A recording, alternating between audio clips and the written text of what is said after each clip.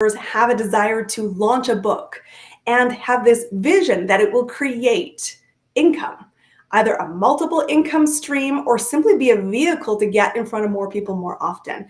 However, I will tell you that most people really struggle to monetize their intellectual property. And so I'm super excited today on Amplify Your Marketing Message. We're going to be talking about how actually to successfully monetize your book, specifically with a course with an incredible individual who I had the opportunity to meet through the power of my network. And so I want to introduce you to Dr. Lucas Marino. He's going to be talking to us about this because this is his expertise and he actually walks his talk, which I love. So welcome to our show. Thank you so much. It is so nice to be here. Thank you for the opportunity to talk with everybody. I am excited to have this conversation. So let's talk about why even a course, because for many, the book itself is all the vision we've casted. We haven't maybe thought beyond that, but you have quite a strong opinion around the importance of a course and actually using this. So let's start at the very beginning. How do you actually, and why do you need one?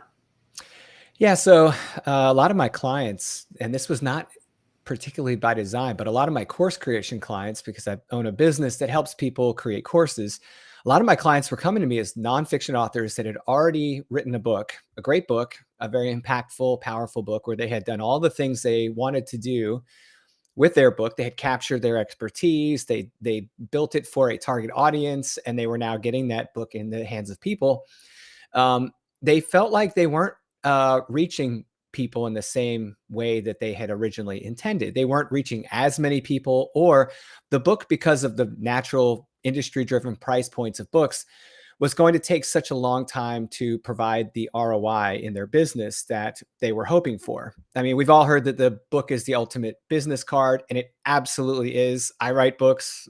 I put my book writing almost in front of everything else I do in my business. But the reality is that the book takes a while to give back, right? Like where we get most of our revenue from our books is normally through collateral types of benefits, right? Like someone reads your book and then they hire you as a coach, a consultant, some type of expert. And so you end up with like client work based on your book, but the ROI from the book itself and its royalties is relatively low. So oftentimes I had people come to me saying, how do I make another product that would have a higher payout than the book does and maybe reach a new audience and help people in a better way? And so they can take the expertise from their book and create a course with it. And I just started to notice that I was doing this quite often. And I said, are they coming to me because I'm an author and a business owner? What is it? And so it was a little bit of everything. But the reality was they were really trying to create a new product for their audience. Now, this is interesting because I think there's a great insight that I want to linger on because I think you need to hear it, audience. And that is that the long-term payout of a book isn't immediate. And yet, then if we don't plan the short term, we move on to the next thing. And that's where the lost potential happens with a book that really could be a huge amplifier, not only of your message, but of your business as a whole. And so courses are something that, I said also gets a little bit of a tough rap because everyone's saying, create a course, create a course, create a course. And a lot of people will take your money to actually help you do this. However, I know because I'm going to put my hand up. I spent $10,000 learning to write a course. I did not make money out of it. I'll be honest about that. I learned a phenomenal amount about how to run a business and now how to build an audience. And that was one of the key gaps. So what does successful course creation actually look like? Because we're talking about not only do it, but create money and revenue and short-term ROI out of it. Yeah. So man, there's a couple things in there, right? So one, I'm sorry that it cost you $10,000 to learn how to do that. I would have taught you for a fraction of that, by the way. Good to know. Yeah. You're like, yeah, thanks. Timing's perfect, right, Luke? The having someone else do it for you is where it gets expensive. So I do encourage people to pursue creating their course first on their own or with the help of a coach. Which can be a lot cheaper than having someone build your course for you. That gets pretty expensive because it is a very time intense thing. It's kind of like when you're writing a book if you are to write a book and publish a book, you know how much work goes into creating that book. It's a lot more than we anticipated first. So it's not much different with courses in regards to the fact that you have this logical flow of processes involved to create this product, and that the product contains a logical flow of information. So if you wanted to create a course today that's profitable related to your book or related to your coaching practice or related to your expertise, period, I would recommend you do a few things. One, you want to get the right resources in place. The very first resource is confidence.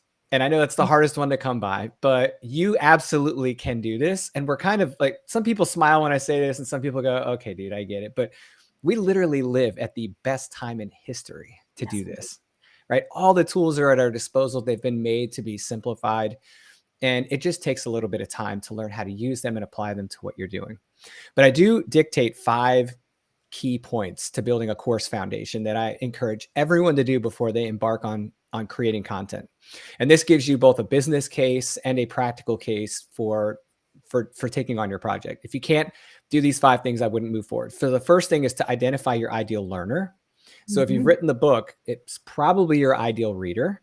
And if it's not, you'll figure that out when you say, is it the same person? And if it's not, then you'll adjust accordingly. The second thing you want to do is identify their problem.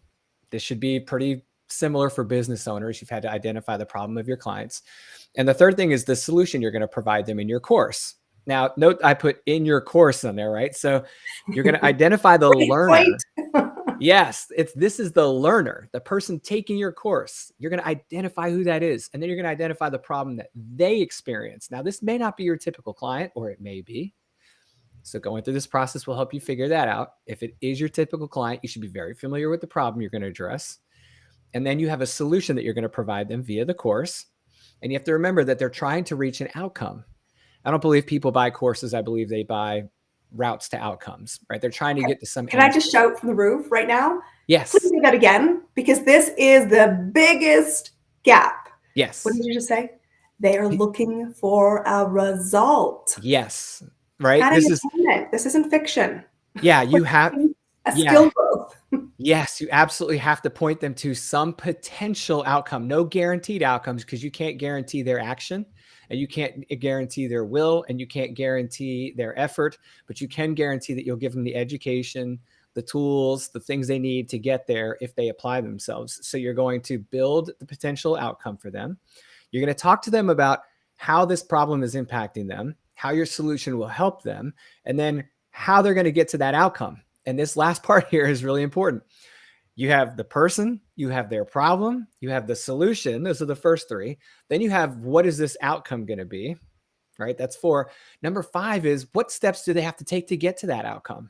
And those are called objectives. Those are learning objectives in a course. So if you could say, this is who I'm building the course from, that's my ideal learner. This is the problem I'm going to help them solve. It's very specific. I understand it. I can speak to it. This solution does work for that problem. It's validated. I know this can help them. If they apply my solution to their problem, they can probably, most likely, reach this outcome through the right effort.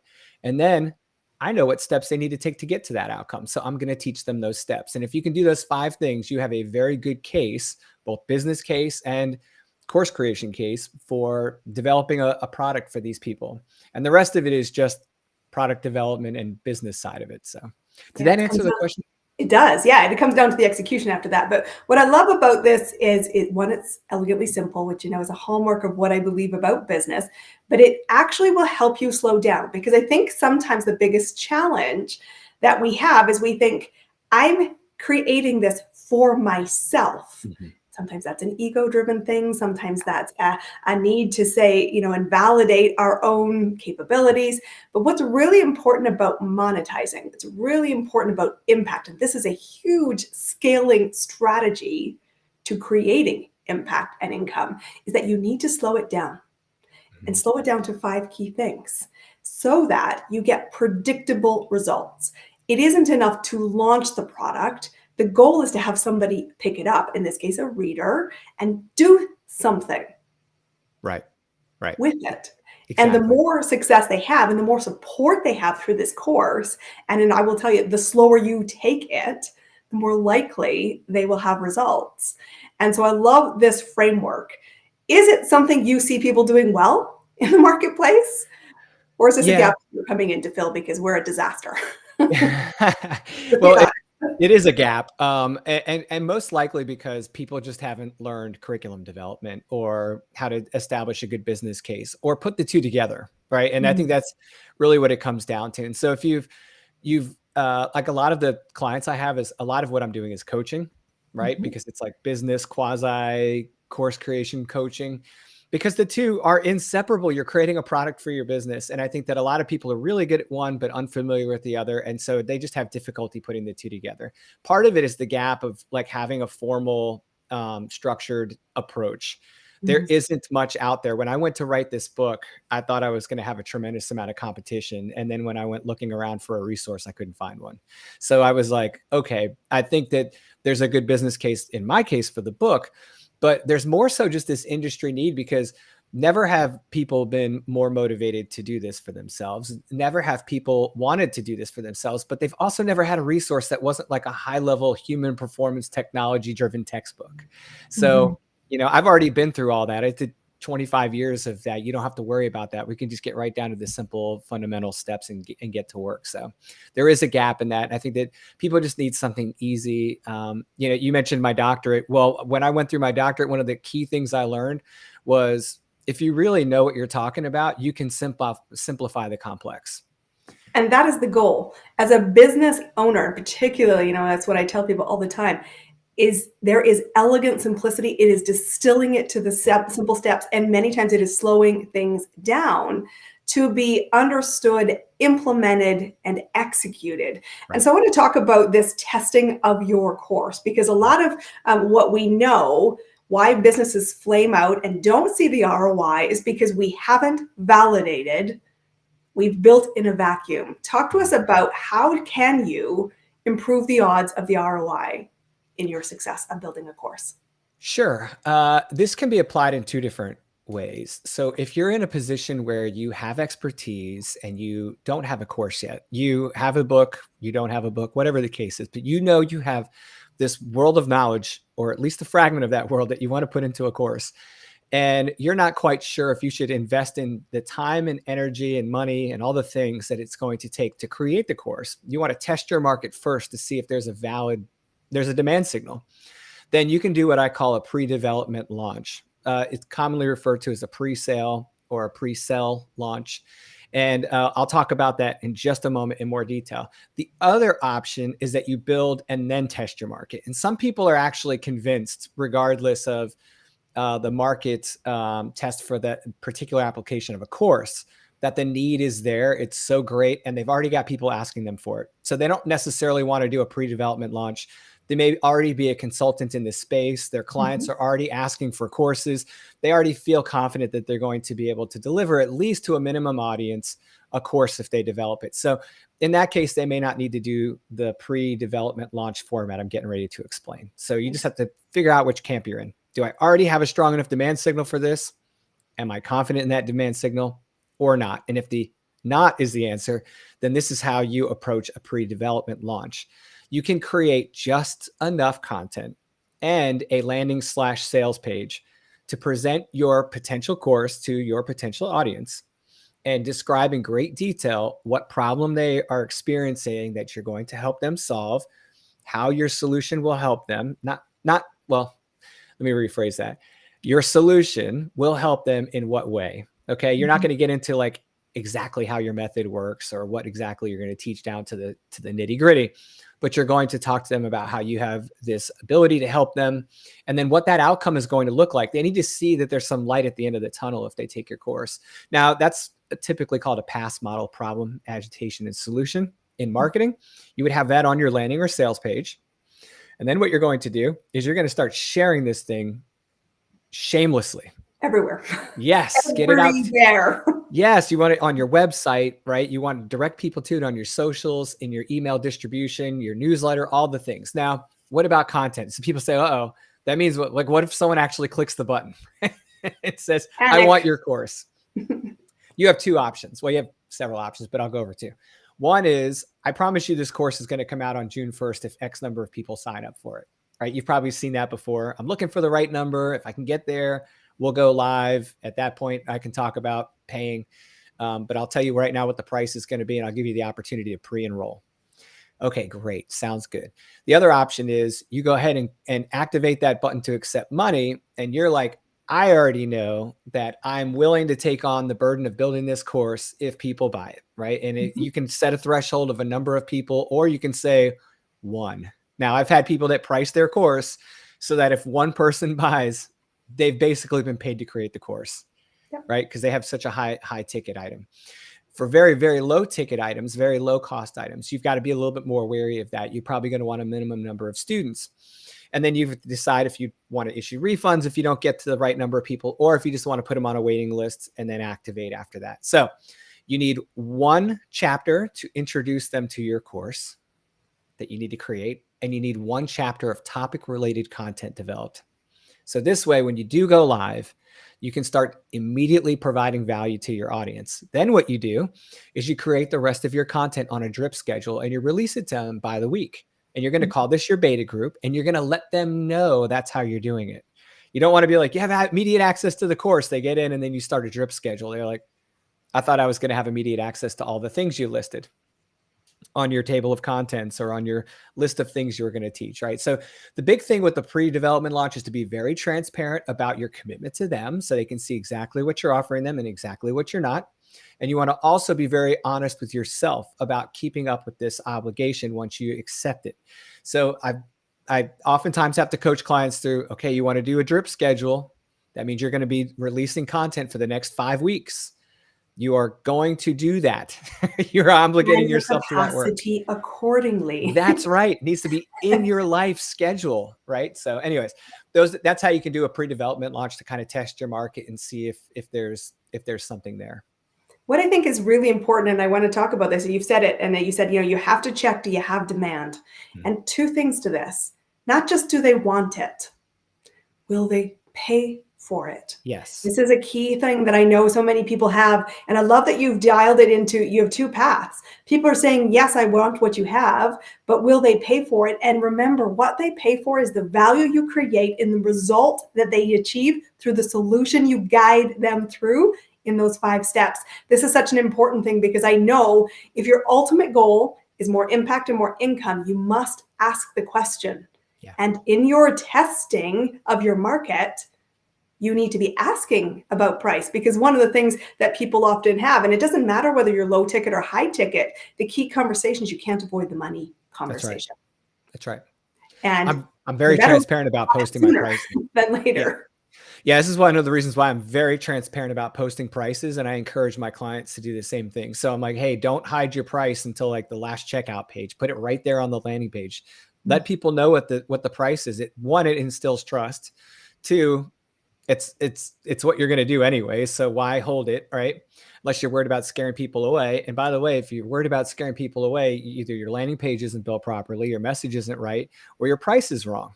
And so you have to fix those things anyways. So yeah. I love that you said this, because I honestly, there's nothing worse than, do all these steps and then go, I can't afford it. And this is an interesting one. And I'm not talking about high ticket one-to-one coaching, which might be a very customized solution. We're talking about a book that has content in the marketplace.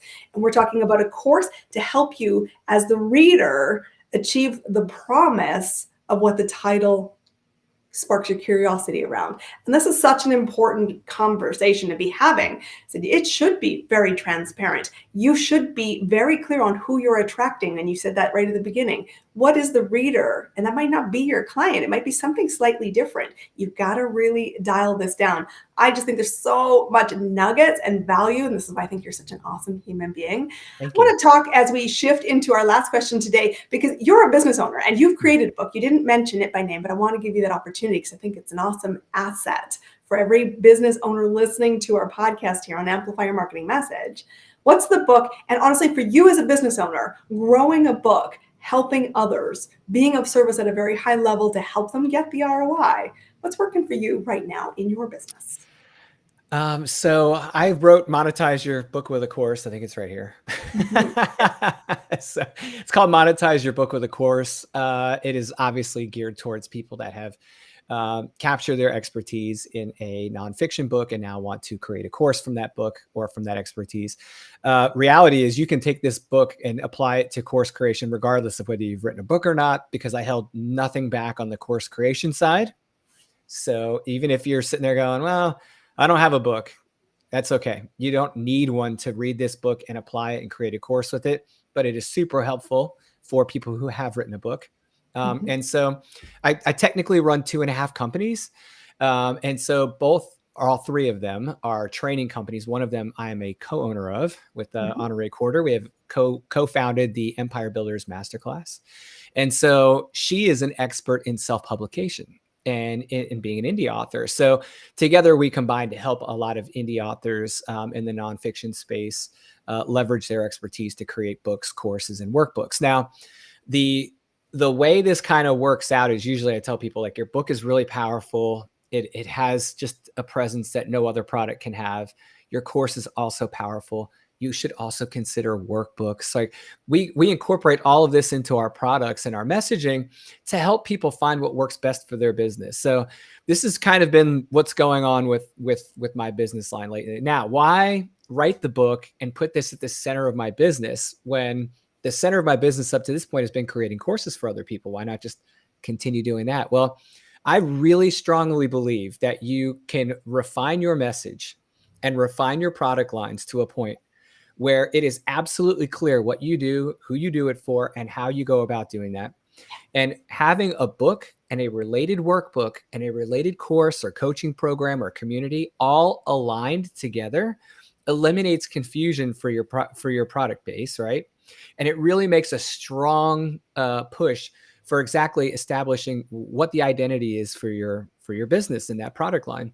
And that audience will come in there and very quickly be able to determine whether it's right for them or not. So what I've tried to do is drive some of that clarity I've coached for my own people into my own business line by narrowing down in a few opportunities. And this has been one of them. And it's been extremely helpful because, as you know, the world of business is ever changing. And I think you have to hold on to a few things. This is kind of like my little nuggets I would depart with. If you said, give me something and run out the door, I'd say, keep your eyes focused on your confidence being high, your opportunities being there and open, and understanding that you have to maintain a mindset that gives you the ability to generate opportunities, and that entrepreneurship is no guarantee of an always upswing. It's a wave, right? And when you hit the bottom, you're going to need that confidence and those opportunities to kind of lift you up a little bit. And you just have to have this, like, I was in the military. We used to say, no plan survives first contact with the enemy. That was, yeah. And we planned our butts off, right? We planned all the time, but we planned that our plan wouldn't work. And so I've tried to take that into the entrepreneur space with me and say, look, no matter what's happening, whether it's revenue up or down, client work up or down, whatever the up and down is, whatever it is, you have to be steady as she goes. You have to have very clear focus in your business, and you have to stay committed. Don't waffle. If you build a product line, support the product line and it will love you back. So that's kind of, what's been working for me in my business, and why I've kind of wrapped the book and the course line and the community all into it, is because I really did want to build the thing that I love, not just something I can have, but something I intend to support. And I wanted my clients to be able to benefit from that, because when you're that invested in your product line and in your way of serving people, it comes through in everything you do for other people. It comes through in your marketing. It comes through in every podcast and YouTube channel that you support and all the things. So to me, it's just about being very intentional, being focused, being optimistic, and keeping your energy high, regardless of what's happening around you. So many nuggets here. And this is, I think, audience, what I want you to hear, because I hear it really loud. You need to understand what you stand for. Yeah. And as part of it, in order to truly successfully monetize, you need to proliferate through multiple touch points: the book, the course, the workbook, because it will open the doors. Ultimately, you want to create an identity where people say, this is how they can help you. And your reputation will be built on the results. So break it down. Follow Mr. Dr. Lucas Marino. He does awesome work. Grab his book. It has been fantastic to have you as our guest today. Guys, I will tell you, the roadmap to creating ROI is out there. It's time to pick up the invitation that we've extended to you today. Thank you for being our guest today, guys. This is Amplify Your Marketing Message. Be sure to connect to this amazing gentleman and Honoré, who you've seen here on our show as well.